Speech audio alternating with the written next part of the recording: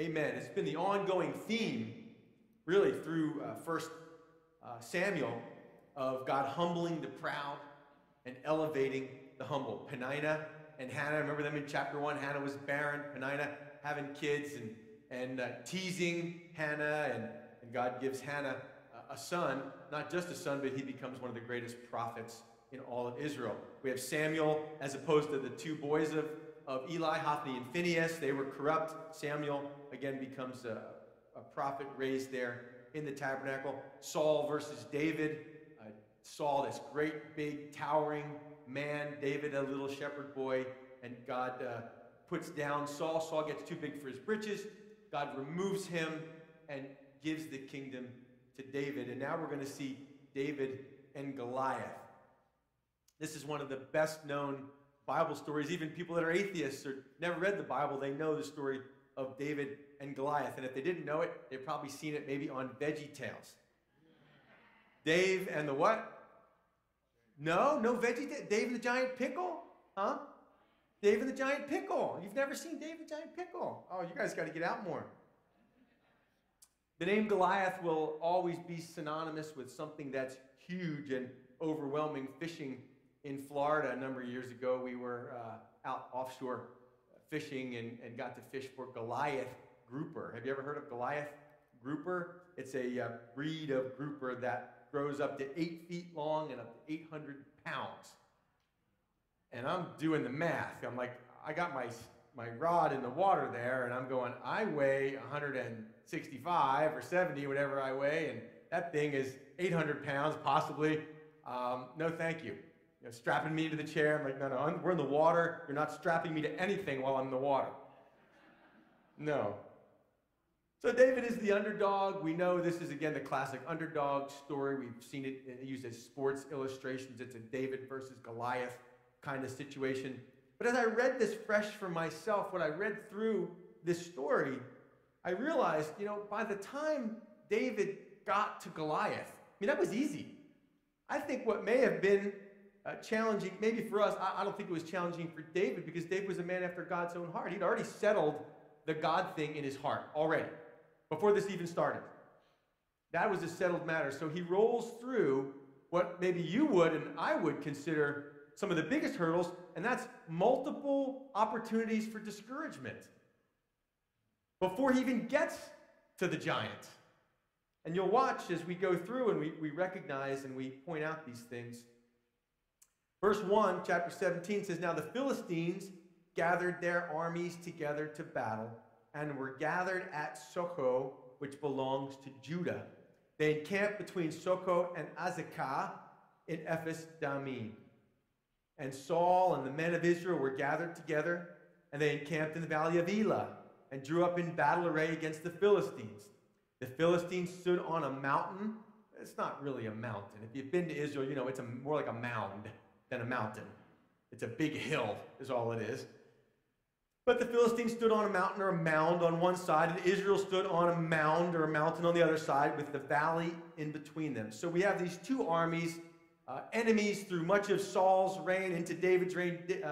They're the Philistines, and now they're faced off in a stalemate. They're both encamped in the high ground, and when we go to Israel, we always make a point to visit the Elah Valley, and it's always a phenomenal opportunity, experience. We pick up stones and throw them at each other, and we were there this past time, and there was a group of students there from a university there in Jerusalem, and they had a 9-foot Goliath cutout, cardboard cutout, and all of the students had their slings with them, and they were all trying to throw stones and hit the Goliath cutout, and the professor assured me that the safest thing in the Elah Valley while they were slinging stones was the 9-foot Goliath, because none of them were going to come close to hitting it. So we stop, and it's very grassy, and it's very pretty, and we recount this story, and actually we also talk about Romans 5, and you'll see why in a little bit.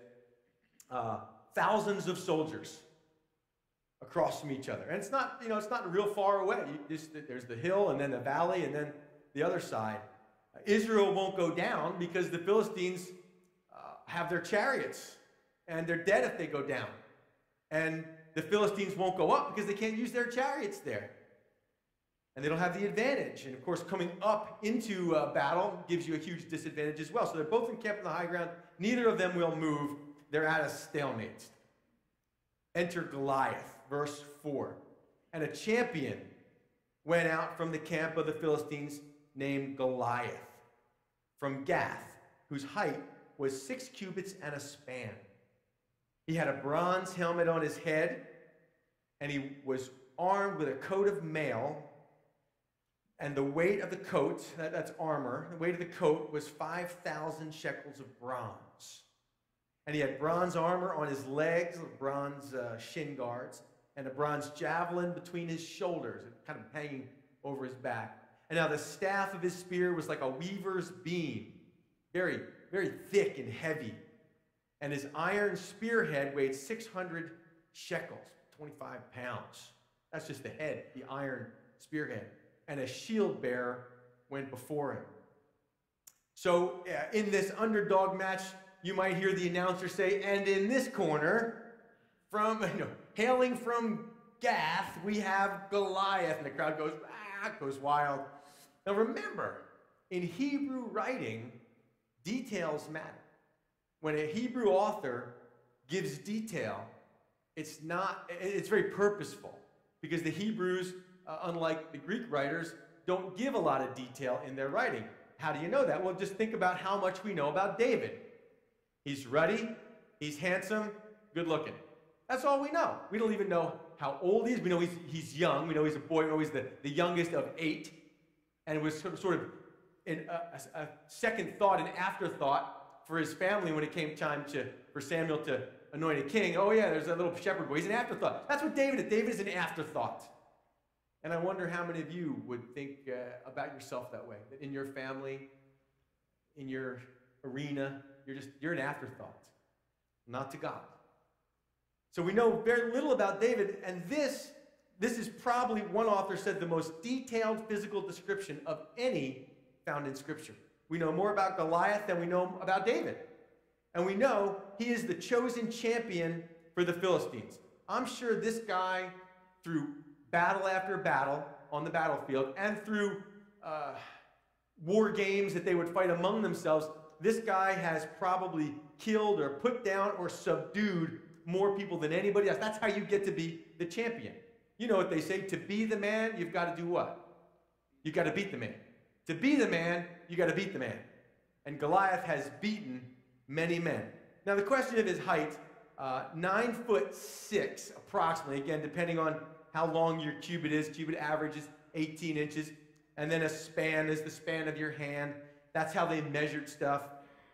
So we have the King James, New King James, saying that he was 6 cubits and a span, 9.5 feet tall. That's about the exact size we measured. Put the ruler out, the tape measure out in our office up there, and it was exactly the height from floor to ceiling in our office up there. And that's possible. It's possible. But I want you to know, I'm just bringing you information. You can consider it, that some say that Goliath was only about 6'9". And I'll tell you why in a second. But for reference point, do you have the pictures up there? Just put up the picture of the tall British guy. I think he's Robert Wadlow, 8'11", the real tall guy next to the real short guy. Well, anybody's short next to an 8'11" guy. This guy died, I think. No, that's not him. That's me. No, that's not me. We'll get to him in a minute. You have the other real tall guy? No, other one? No, other one. That's all the same guy. We'll get to him in a minute. There's the guy. That guy's 8'11", died in 1940 at age 22. Continued to grow throughout his life because of a medical anomaly. Now, here's what you have to know. The Septuagint, which is the Greek translation of the Old Testament, disagrees with the text that we have in our King James Version. It has Goliath at a height of 4 cubits and 1 span, or about 6'6" or 6'9".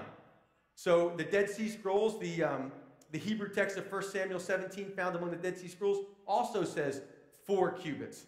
The Jewish historian Josephus describes Goliath as a man of vast bulk, for he was of 4 cubits and a span in tallness. So again, that would be 6'9". But does it really matter?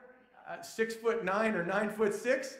I'm thinking in some ways 6'9" is a little bit scarier, like a little closer to me. 9'6", I can kind of run around like a little person underneath and you can't catch me. But now pull up Thor Bjornsson, if you would. That's Thor Bjornsson.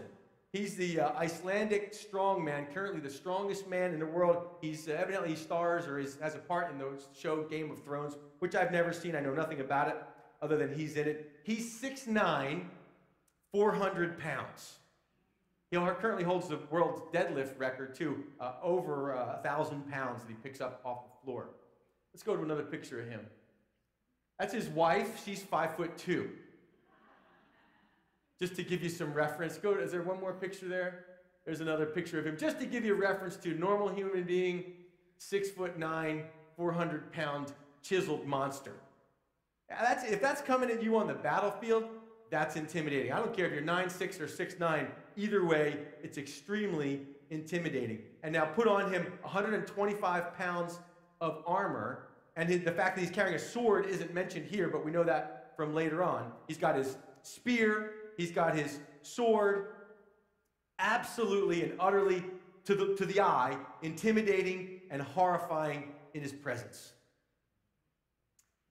And then he stood and cried out to the armies of Israel, verse 8 says, and said to them, now you got to picture how his voice is going to sound.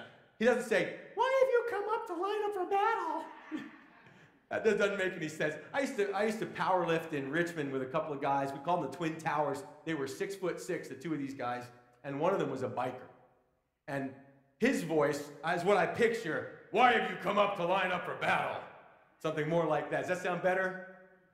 Am I not a Philistine and you the servants of Saul? And that's, in other words, what he's saying is, how dare you Israelites challenge the superiority of us Philistines? And then he says, choose a man for yourselves and let him come down to me. So Goliath's not coming up. He's down in the valley. And he says, choose a man to come down to me. Let him come down. If he's able to fight with me and kill me, then we will be your servants. But if I prevail against him and kill him, then you shall be our servants and serve us. So who would be the natural choice for the man to come and fight Goliath? It would be Saul. And think about this, if Goliath is 6'9", he's probably a lot closer in height to Saul. Remember, Saul was head and shoulders above every man in Israel. Saul could have been approaching that height, and it probably was. Saul was Israel's giant. So again, we don't know for sure, but nonetheless, Saul would have been the absolute obvious choice. That's why they wanted a king to lead them out in battle. Saul ain't leading anybody anywhere right now. And the Philistines said, I defy the armies of Israel this day. I mean, this is a flat-out confrontation. I defy you. Give me a man that we may fight together. Of course, Goliath is thinking hand-to-hand combat. And what he's speaking of and what we're seeing here is something that was not uncommon in the ancient world. It's called representative warfare. In certain situations, in certain cases, where armies were at a stalemate or squared off against one another, rather than the whole army fighting the whole other army and lots of lives being lost, occasionally they would set up this scenario where a representative, a champion from one, would face off against a champion from the other and winner take all. That's how it went. So you were real careful as to who you put up there. You put up your best, the best of the best. So again, you can imagine Goliath, being that big. I mean, just groomed as a warrior probably from the time he was very, very young. Once he started to show this size and height and fierceness, they groomed him. They groomed this guy to be a warrior. Couldn't God have just stepped in with some hailstones? I mean, wouldn't that have been easier? Just, whammo, there it is, done. Hailstones, fire from heaven. God could have stepped in. He's done it before. And just taking care of the Philistines. But most often, when God works, he works through human participation. Ask Jonathan. Remember Jonathan? We just read that story just a couple of weeks ago. Jonathan says to his armor bearer, hey, let's go over to the garrison of the Philistines. Who knows what the Lord will do when we step out in faith. Who knows? The Lord, what's going to stop the Lord saving through many or through few? And over and over and over again, God works through human beings that are willing to step out in faith. And so God is going to work through a man in this situation. Interesting, even our salvation, God chose to work through the man, Christ Jesus.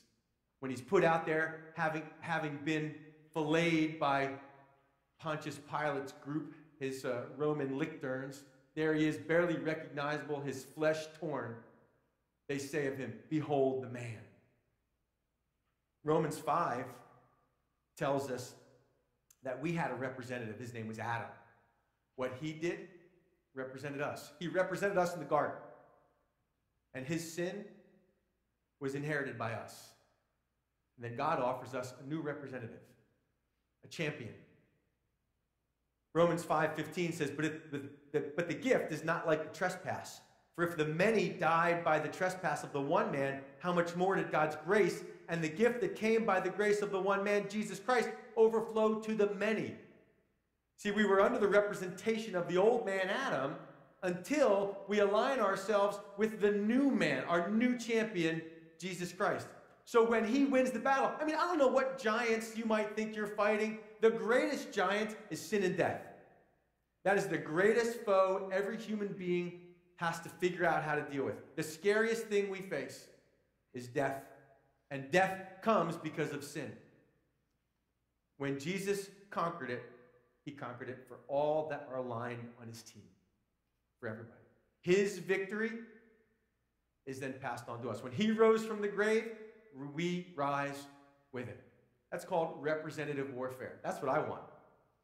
I don't rise under my own power.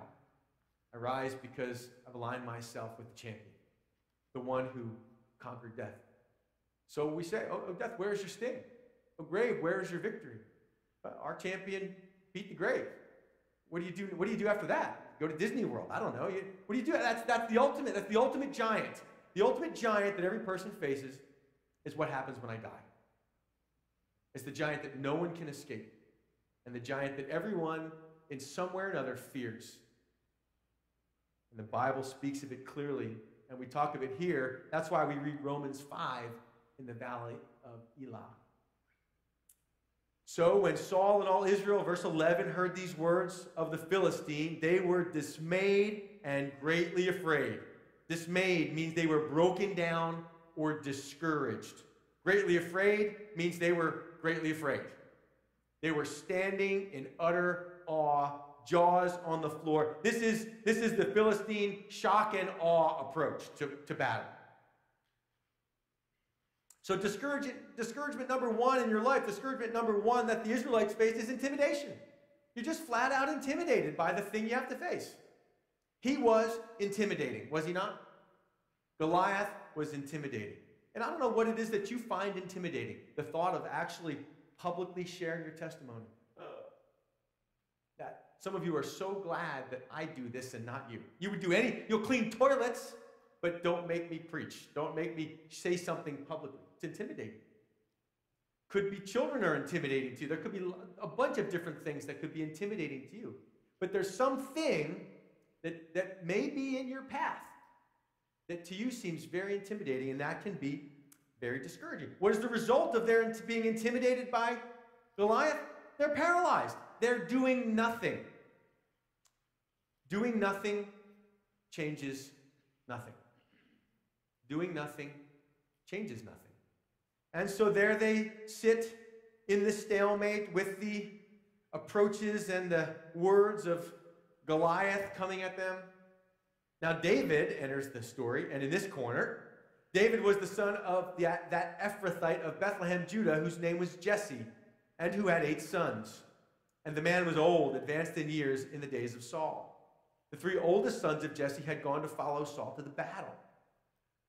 The names of his 3 sons who went to the battle were Eliab, the firstborn.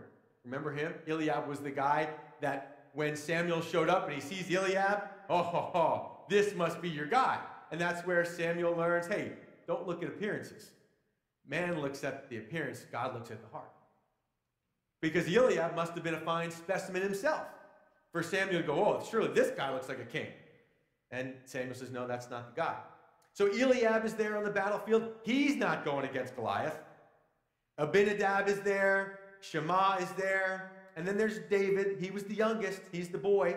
He's a teenager. We don't know exactly how old he is now. Probably follows pretty quickly on the heels of his anointing as king from the previous chapter. But we didn't know how old he was then exactly. 10 to 15 years old was the estimation. So what is he now? 15, 20 years old? We don't know for sure, but somewhere in there probably. He's called a youth. David was the youngest. He was the afterthought, you could say. And the three oldest followed Saul. But David occasionally went and returned from Saul to feed his father's sheep at Bethlehem. So remember, David had been chosen to come play the guitar for Saul when Saul was having his panic attacks, his anxiety attacks, because the Spirit of God had left him. So David would come, he'd hang out with Saul, and then occasionally he'd still go back. This is awesome. David, anointed as king, a young man. It's going to be a while before he becomes king, but he's still going back to care for his father's sheep. He still understands what it means to serve. He's still, maybe you could say, little in his own eyes. So he's still caring for the things of his father. That's important for a shepherd. And the Philistine drew near and presented himself 40 days, morning and evening. So for 40 days straight, Goliath comes out with his deep, penetrating voice and his huge, looming presence and all of his armor, and he confronts and he embarrasses the Israelite army twice a day. Twice a day he does this. You know, the other thing that can be discouraging is when you hear these things when you hear these challenges over and over again, and you're reminded that you're a nobody over and over again. Maybe you grew up that way. Maybe you had a mother or a father who just put you down over and over and over again. Or maybe you had brothers or sisters, or somehow in your life you were told you're just an afterthought. We didn't want you anyway. Maybe you were given up for adoption or something like that. And then these reinforcing, repetitive things come at you. Your inability, your inadequacy, and you begin to believe it's true. That can be really discouraging. That's a hurdle for Israel. They're hearing it over and over again.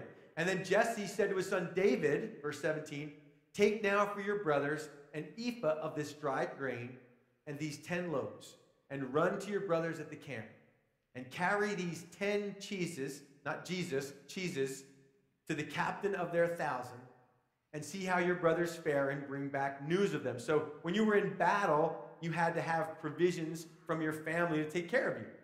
So that's how they would keep their energy up. Got to bring food to the camp for the soldiers to keep they're not doing anything. I don't know how, not using many calories except for trembling. That's how they're using their calories. And take the cheeses to the captain of the 1,000. So see, there's thousands of soldiers, of Israeli soldiers there. And bring back news of how are your brothers doing? How's the battle going? They couldn't watch it on CNN.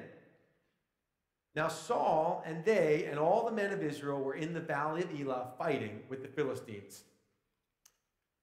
So David rose early in the morning. By the way, 12 miles from Bethlehem to the valley of Elah, roughly. So David rose early in the morning, left the sheep with the keeper, as a good shepherd would, and took the things and went as Jesse had commanded him. And he came to the camp as the army was going out to fight and shouting for the battle. For Israel and the Philistines had drawn up in battle array, army against army. And David left his supplies in the hand of the supply keeper, ran to the army, and came and greeted his brothers. Then as he talked with them, there was the champion, the Philistine Gath, Goliath by name, coming up from the armies of the Philistines, and he spoke according to the same words, so David heard them. So they're in battle array, but nobody's making a first move. So out from the battle, out from the line up of soldiers comes Goliath once again, and he offers the same threat and the same embarrassing words. And Israel still cowering and growing in their fear. And now David hears it for himself. Hears the voice of Goliath.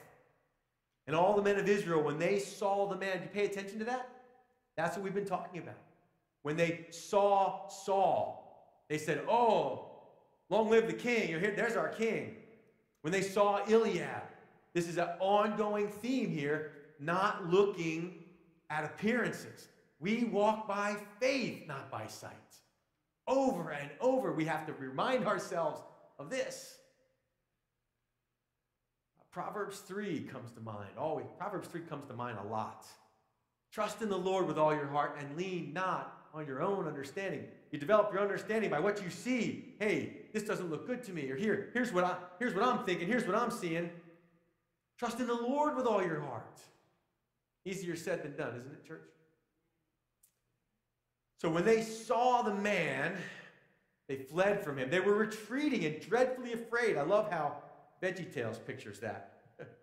The giant pickle coming out.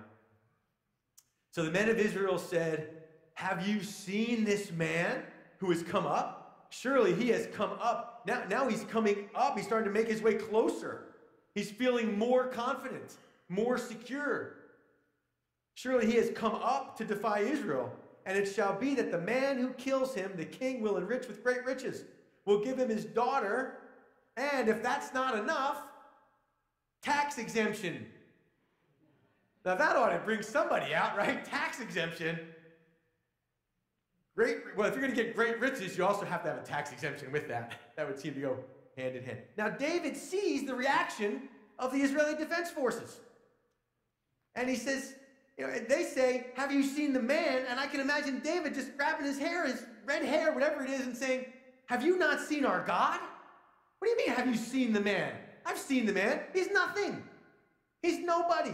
It's like Joshua and Caleb when they're supposed to go into the promised land. Hey, it's a great promised land. Giant food there. Awesome, amazing stuff. But there's giants there. And then the whole nation is discouraged from going in. Except two guys, Joshua and Caleb. They say, we'll eat them for lunch. These guys don't scare us. If God says we're going to go in, we're going in. And if God said, take the Philistines, they're going to take the Philistines. They were inhabiting Canaan.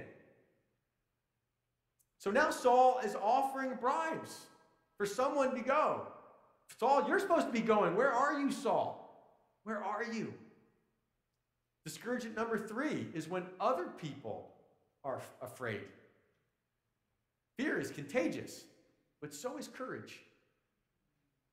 Fear is contagious, but so is courage. You ever been around a group of people that are fearful or worried, and then you start to worry? That's why I like to hang out with people who know the Lord. That's why I like to be around people that are full of faith, because their faith encourages my faith. This is Jonathan again. Jonathan attacks the garrison. The Philistines start to flee, and then pretty soon now the whole Israeli army is winning a victory. Why? Because one man said, I'm not afraid. I believe the Lord, and who knows what the Lord can do with my life. So a third discouragement, a third hurdle, now David's first hurdle is seeing other people's fear. So then David spoke to the man who stood by him, saying, what shall be done for the man who kills this Philistine and takes away the reproach from Israel? For who is this, notice, uncircumcised Philistine, that he should defy the armies of the living God? That's big talk from a little boy, isn't it? Who is this uncircumcised? He's talking about a 6'9" or 9'6". He's talking about a huge WWF wrestler guy. And he says, who is this guy? He's just an uncircumcised Philistine. You can see why he and Jonathan got along so well. Isn't that what Jonathan said when he went to the garrison? Who are these uncircumcised Philistines? They're not God's people. God's going to eat them for lunch. But he's not going to eat them for lunch unless and without us participating in the victory. I think that's part of our relationship with God. He could do it all himself, couldn't he? He could do it all himself. But he invites us to build a relationship with him and to foster a greater relationship with him through serving him and through participating in his plan on planet Earth. And as we do that and we watch his faithfulness, we watch what he does, then our faith begins to grow. So his brothers, what shall be done for the man who kills this Philistine and takes away the reproach from Israel? For who is this uncircumcised Philistine that he should defy the armies of the living God. Again, it's like David is saying, what an embarrassment this is. But what a different perspective he has. He's bringing a perspective of faith. Goliath is big, but our God is bigger. And the people answered him in this manner, saying, so shall it be done for the man who kills him. Now Eliab, his oldest brother, who was there, by the way, when David was anointed by Samuel, when he spoke to the men, and Eliab's anger was aroused against David. And he said, why did you come down here? And with whom have you left those few sheep in the wilderness? I know your pride and the insolence of your heart, for you have come down to see the battle. You're a shepherd, David, and we're warriors. And not only are you a shepherd, you're an irresponsible shepherd. Get home, get back to work with the sheep. There's no place for you here. Remember, David was really not highly respected in his family. But that's not an uncommon thing. You think about Joseph, sold into slavery by his family. You think about Jesus, whose family thought he was a Fruit Loop, nutcase. I wonder about you. You know, another discouragement for David, another discouragement for you is your family. Maybe some of you come from families that have really discouraged you in your pursuit of God. Oh, you're just on another kick, just another thing for you. You'll be over this. What'll it be next? It's just a trend. It's just a thing. And you'll move on to something else later on. Or who do you think you're kidding? I watched you grow up. I know what you did when you were 16, 18, 22, 25. This isn't going to last. It's not. Anybody face discouragement from their own family? Well, you're in good company. David faced discouragement from his own family. Sometimes our families are the toughest on us because they know us the best. And other people will sometimes accept us a lot more quickly and accept what God is doing in our lives a lot more quickly than our own family. Verse 29, and David said, what have I done? What have I done now? I can imagine that what home life was like for him, always getting blamed for everything. Is there not a cause? Then he turned from him toward another and said the same thing, and these people answered him as the first ones did. Now when the words which David spoke were heard, they reported them to Saul, and he sent for him. So word of this cocky young shepherd boy. By the way, how tall do you think David is? 5'5"? 5'6"? I don't know. I mean, the average height at that time was probably quite a bit smaller than average height now. Don't know. But I'm sure as a 20-year-old, much smaller than Goliath. One thing I read said that they suggested maybe he was 5'2", which makes that picture interesting. Again, without knowing how old he was or any more details, we can only speculate. But nonetheless, his word of his words gets back to Saul. And then David said to Saul, let no man's heart fail because of him. Your servant will go and fight the Philistine. That's a good one, David. That's really nice of you. We appreciate the sentiment, but come on. This guy's a warrior, and you're a shepherd. You've got no place out there. This guy will eat you for lunch. You would have laughed at David. I would have laughed at David. And look, again, here we are. David getting discouraged again. Saul said to David, you're not able to go against the Philistine to fight with him, for you're a youth and he's a man of war from his youth. This guy's been fighting and training since he was younger than you, and now look at him, and you're a kid. Another discouragement can come from leadership.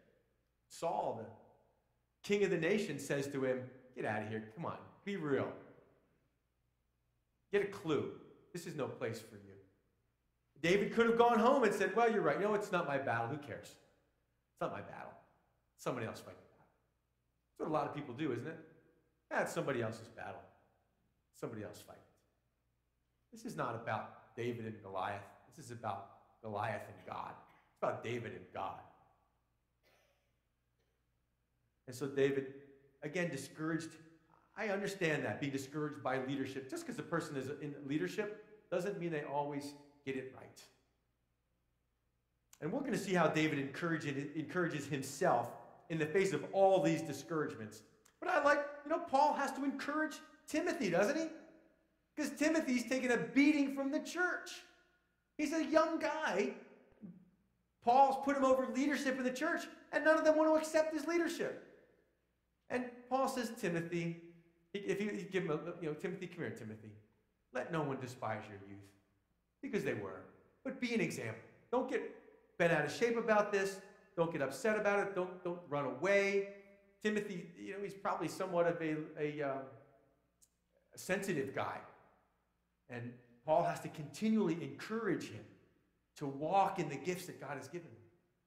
And so he says to him, let no one despise your youth, but be an example. You see, youth can be a huge advantage, not necessarily a disadvantage. So David said to Saul, your servant used to keep his father's sheep, and when a lion or a bear came and took a lamb out of the flock, I went out after it. I'd be like, okay, that's 98. But that's not, see, this is the kind of guy David is. I went out after it and struck it and delivered the lamb from its mouth. And when it arose against me, when it turned on me, I caught it by its beard and struck and killed it. There were lions in Israel in that day. Your servant has killed both lion and bear, and this uncircumcised Philistine will be like one of them, seeing he has defied the armies of the living God. Moreover, David said, the Lord who delivered me from the paw of the lion and from the paw of the bear, he will deliver me from the hand of this Philistine.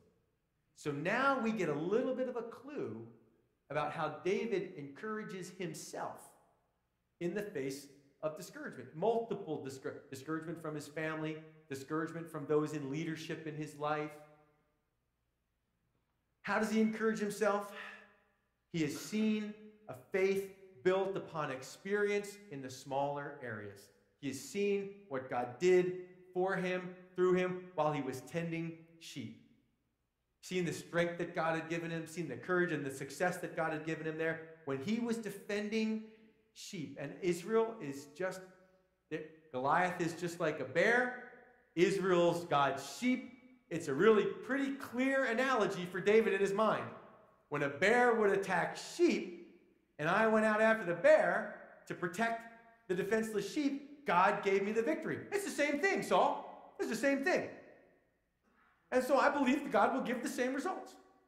So we have to encourage ourselves by having seen God bring important victories in our life in smaller areas. Goliath is just a big attacking bear. I know for me, getting into ministry was a huge step. But I didn't walk right into ministry. I watched God take me from being an occupational therapist to being a horseshoer. I didn't know God could do that. He took me to something I knew nothing about, and he taught me how to be successful at it. And then when it came time to move from that to being a pastor, I'm telling you, this is clear as day in my mind. I said, okay, I get it, God. You taught me that you could take me from this place to that place to a place where I knew nothing, and that you could teach me something. And now you're going to do the same thing again. Because, Lord, I don't know anything about ministry. I don't know what I'm doing. He said, did you know anything about shoeing a horse? Well, no. Well, we did okay there, didn't we? Yeah. Okay, well then trust me. And so here we go. So that's how in my life, there's one example of how God has worked through saying, hey, watch me lead you successfully in this area, and then I'm just going to take that and apply it to a new area. So Saul said to David, go and the Lord be with you. Because certainly I'm not going to be. So Mike said, you go out, you're on your own, buddy. It's a suicide mission, I'm sure, is what they thought. So the best Saul could do, so Saul clothed David with his armor, and he put a bronze helmet on his head. Now, this must have been kind of funny. I mean, if you were there watching, you ever watch your kids walk around in your clothes? They put on mommy's slippers and mommy's dress and all that, and then they walk around. It just looks silly. That must have been what it looked like for David to try to put on Saul's armor, because Saul's 7 foot tall, or however tall Saul is, clothes him with a coat of mail, because he thinks it's got to be at least an even fight. For David to have a chance, he's got to at least be armored with what Saul has. He's looking at things through the natural eyes. So David fastened his sword to his armor and tried to walk. He hadn't tested them. He never fought like this before. And David said to Saul, I can't walk in this stuff. I have not tested. I've never used this stuff. I've not had any practice with this. And so David took it off. You know, another discouragement that I found can be is when someone expects that you're going to use their methods Sometimes methodology can be a mess, really.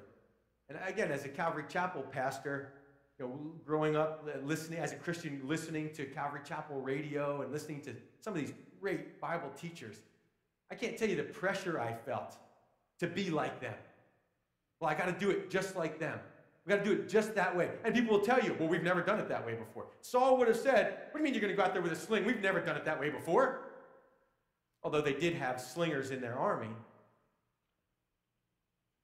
So he wants them to put on, look, you can't wear somebody else's armor to battle. Now we know Ephesians put on the armor of God, and I know that. But I'm speaking in practical terms, spiritual terms, but there's practical ways that we try to imitate somebody else. We think, oh, we've got to do it just like them, or I've got to be just like that. God wants you to be you. He didn't call them. He didn't call you so you could be like them. If he wanted them, he'd choose them. But God called you because of how he made you. And the best thing you can be in serving God is you. And for David, that meant I'm not comfortable in armor. I'm a shepherd. I mean, I'm me, and this is what you got. You got me. And it was a big challenge for me to develop my own pastoral identity, to not be influenced by trying to be like Francis Chan or trying to be like, even Chuck Smith used to say, his wife would tell him, you got to be more like Billy Graham. Because Chuck Smith would stand at the pulpit and hold on the pulpit and just teach from there. And his wife would say, well, it's kind of boring, Billy Graham, he walks around a lot when he preaches, and you should do that. And Chuck would try to walk around, and he'd get over there, and then he'd forget what he was going to say, he'd forget his notes. He'd have to run back to his pulpit so he could have his notes with him. But see, everybody's unique. And we spend too much time worrying about, well, if I don't do it that way, the best thing you can be is you. The best thing David could do is fight in the way he was comfortable fighting. So then he took his staff in his hand, his shepherd's staff, and he chose for himself 5 smooth stones from the brook and put them in a shepherd's bag in a pouch which he had, and his sling was in his hand. And he drew near to the Philistine. So the Philistine came and began drawing near to David, and the man who bore the shield went before him. So Goliath, fully expecting to engage in hand-to-hand combat. I mean, they're going to roll. They've got their spears used for fighting at close distances. Goliath, all of his armor, he's ready to roll with David. He's thinking, I am going to eat you up. David has other plans. All's fair in love and war. David has got a sling, which is interesting. So David, he's got it now. It's not a slingshot like we think of with the handle. Have you seen the shepherd's sling? I got some baling twine out today and started to try to make one to bring tonight, but I ran out of time. So you'll have to imagine. But it's a sling. It's 2 pieces of long rope with either some type of pouch at the end, and they would sling it around and then release one side, and the round stone, would go flying. Interestingly, if you're interested in Israeli military stuff, if you do a Google search for David's sling, do you know what you find? The first entry to the search is about not King David and the shepherd with a shepherd's sling, but it's about the Israeli defense system. Have you seen that? They have a new weapons system, I think it was, pardon the humor, launched last year, called the David Sling. So they have the Iron Dome for close battle, close missile range, and they have the Arrow for long distance. Now they've added this medium range defense system they call David's Sling. I thought that was pretty cool. When we go to Israel, to the Elah Valley, our guide was telling us that the Israeli army, they come down to the Elah Valley. They bring the military trainees down to the Elah Valley, and they sit them in the valley, and they recount together the story of David and Goliath, because Israel as a nation is David. They're this little, tiny nation surrounded by great, big, giant adversaries.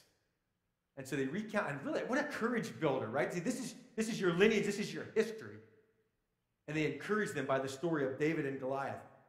So David has his sling. Slingers are known to hurl their projectiles as much as 440 yards, or a quarter of a mile. As for accuracy, one ancient writer noted that the best slingers would wound not merely the heads of their enemies, but any part of the face at which they might have aimed. Experiments demonstrate that missiles leave a sling in excess of 60 miles per hour. The book of Judges talks about the Benjamites, this core group of 700 slingers from the tribe of Benjamin, all left-handed, it says in Judges 20:16, of whom could sling a stone at a hair and not miss. Tremendous accuracy, tremendous speed. Now this you'll find interesting. Did you know bullets predate guns? There were bullets before there were guns. You say, well, what were they fired with? They were fired with slingshots. So the ancient Romans, ancient Greeks used bronze or copper or lead bullets that they would sling out of slingshots, much like King David. Now this is what I found was kind of cool. They found some cast from the 4th century BC, and they were engraved with a winged thunderbolt that was imprinted on one side, and on the other side, they would engrave writing. You know what some of the things they would engrave on their bullets were? This is ones that archaeologists have found. One said, "Take that." True, this is true. I had to find 2 or 3 sources because I didn't believe it. I thought, this is a joke. One said, "Ouch." One said, "For Pompey's backside." And another one said, "Catch." And I thought that was, these guys in battle, they had a sense of humor, taunting them even with their bullets. So David runs out with his sling. They're running toward each other. And when the Philistine looked about and saw David, he disdained him, for he was only a youth, ruddy and good-looking. So the Philistine said to David, "Am I a dog that you come to me with sticks?" Speaking of his staff. David's got a staff. Goliath has a weaver's beam, this giant spear, and David's bringing a stick, a staff. And Goliath thinks this is some kind of joke. Are you kidding me? It's in the bag. And the Philistine cursed David by his gods. And the Philistine said to David, "Come to me, and I will give your flesh to the birds of the air and the beasts of the field." Now you better believe every Israeli eye is on this kid as he heads out to battle. They are thinking he is going to get chewed up and spit out. And Goliath has now invoked the name of God, his gods, Dagon. But David knows who he's fighting for. This could be discouraging too, couldn't it?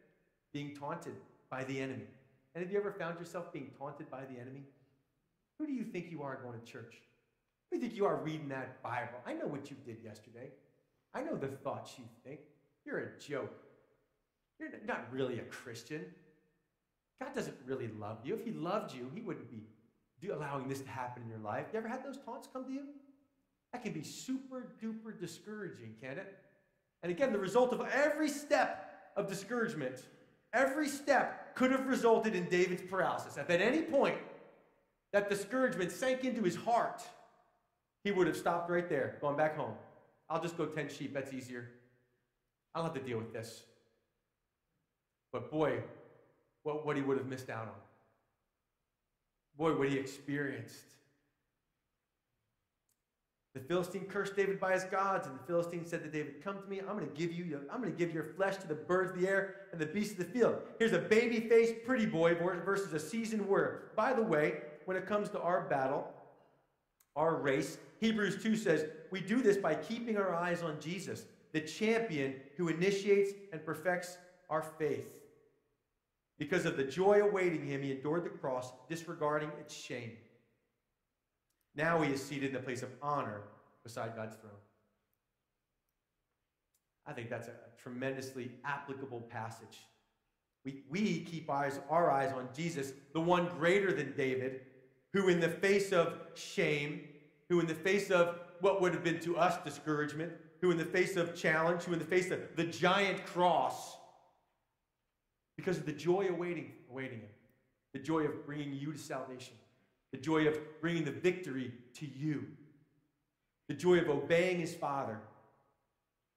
He disregarded the shame. And now, because he did that, now he's seated at the place of honor. It's been said many times that you gotta carry the cross before you can wear the crown. Most Christians want the crown, but no cross. And that's just not the way God made it. Then David said to the Philistine, "You come to me with a sword and a spear and a javelin." Remember, he's just giving it right back to him. It's like the southern word gumption. I like that. I have no idea what gumption means, but it sounds like this. David said to the Philistine, oh yeah? Well, you come to me with a sword and a spear and a javelin. That ain't going to be nearly enough, because I come to you in the name of the Lord of hosts, the God of the armies of Israel, whom you have defied. This is not about weaponry. This is not about ballistics. This is about God. This is about faith. That's where David's strength lies, because he trusts God. And that's where your strength lies. And I know it preaches good, and it sounds good, but unless you believe it, you'll never experience the victories that David is experiencing. You'll never experience it. You'll read about it. You'll hear about it. You'll see it in other people's lives. What must we do to work the works of God? Believe. That's what you have to do. You have to trust God. You have to read his word, find out where it contradicts your life, and go, oh no, I got to change. God is saying that what I do is wrong, what he says is right. Now I'm going to have to stop putting my trust in what I want to do. I have to stop turning to this as my security blanket. I have to stop turning to that as my place of safety. And I have to start turning my life over to the Lord and just trusting that when I do what he says, that empowers him to act on my behalf. When I do what I want, he says, I'll be here when you're done. I come to you in the name of the Lord of hosts, the God of the armies of Israel, whom you have defied. This day the Lord will deliver you into my hand, and I will strike you and take your head from you. And this day, so he's just giving him a heads up. Oh, come on, hang with me. It's getting late. This day the Lord will deliver you to my hand, and I will strike you and take your head from you. And this day I will give the carcasses of the camp of the Philistines to the birds of the air and the wild beasts of the earth, that all the earth may know that there is a God in Israel. There's a lot at stake here. God's reputation. And David would write Psalms where he said, God, let me not be ashamed. Oh, you know, I've prayed that. Have you prayed that? God, I'm going to trust you in this. Let me not be ashamed. If I do it, Lord, he's okay with that. He knows you. He's not put off by you going, okay, Lord, you know how hard this is for me. Husbands, love your wives as Christ loved the church. Wives, submit yourselves unto your husbands. Oh, Lord, that's hard. How am I supposed to do that? If I trust you, Lord, if I submit myself to this man, if I yield myself willingly to his leadership, you better have my back, because I certainly don't trust him, but I trust you. Then all this assembly shall know that the Lord does not save with sword and spear, for the battle is the Lord's, and he will give you into our hands. The battle for your salvation was not yours. The battle was the Lord's. He fought it for you. All you have to do is believe it. Trust him. It's done. Sealed. I don't know what the battle is you're facing, what the battle is you're thinking of. The battle's not yours. It's the Lord. Your one and only responsibility is to maintain your relationship with the Lord, and he even helps you with that.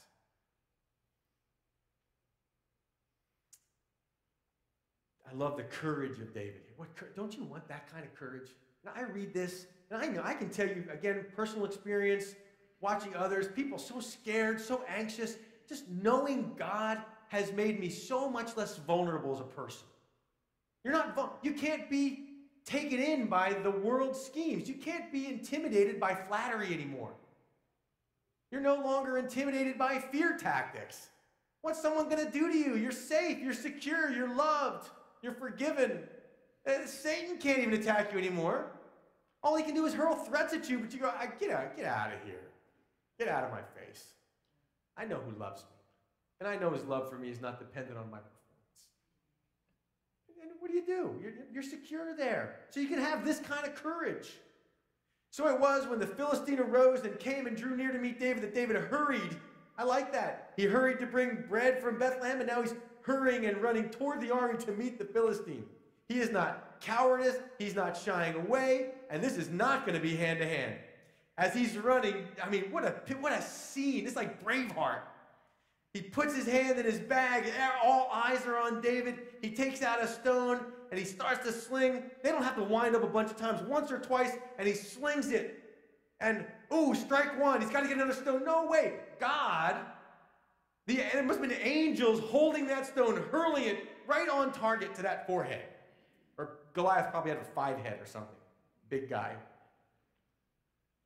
And he fell on his face to the earth. So David prevailed over the Philistine with a sling and a stone. God is so good. And he struck the Philistine and killed him. But there was no sword in the hand of David. You know, we don't battle like other people battle. Although there should be a sword in your hand. You can't do battle without a sword in your hand. I love this story. I mean, how does that get your blood flowing to read this? What courage. What victory. Don't know that the stone killed him. It certainly stunned him. It certainly dropped him down. He prevails with a sling. And that's the point God is making. That's the point the Bible wants you to know, that God doesn't need a lot. He just needs someone who's willing. Whatever you got in your hand, whatever you have, he'll use that. The key is always and always will be faith. That you just trust the Lord with whatever it is you have, whatever little money, whatever little time, whatever little ability, whatever it is. When you say, God, I am going to fight for your people. We need more people that are willing to defend the sheep of God. Too many people, sheep are eating sheep. Sheep are upset with other sheep. Sheep are getting mad at other sheep. We should be defending the flock, not arguing about the flock or condemning the flock. Therefore David ran and stood over the Philistine, took his sword and drew it out of his sheath and killed him and cut off his head with it. So that's why some say he was just stunned, concussion, cracked skull by this stone buried in his forehead. And then David runs over to him, grabs his sword, cuts his head off. I'm sure the IDF is going, what did we just see? I mean, could replay, TiVo, whatever we got to play that again. I want to see that. And when the Philistines saw that their champion was dead, I wonder how long they stood in awe, going, we can't believe our eyes. And they fled. Now the men of Israel and Judah arose and shouted and pursued the Philistines as far as the entrance of the valley and to the gates of Ekron. And the wounded of the Philistines fell along the road to Sha'araim, say that 10 times fast, even as far as Gath and Ekron. Then the children of Israel returned from chasing the Philistines, and they plundered their tents. And David took the head of the Philistine and brought it to Jerusalem. But he put his armor in his tent. When Saul, by the way, did you know that you can go to the Israeli Museum today and still see Goliath's head there? No, you can't see it there. It's not there. That's just silly. I just made that up. I was seeing if you were awake.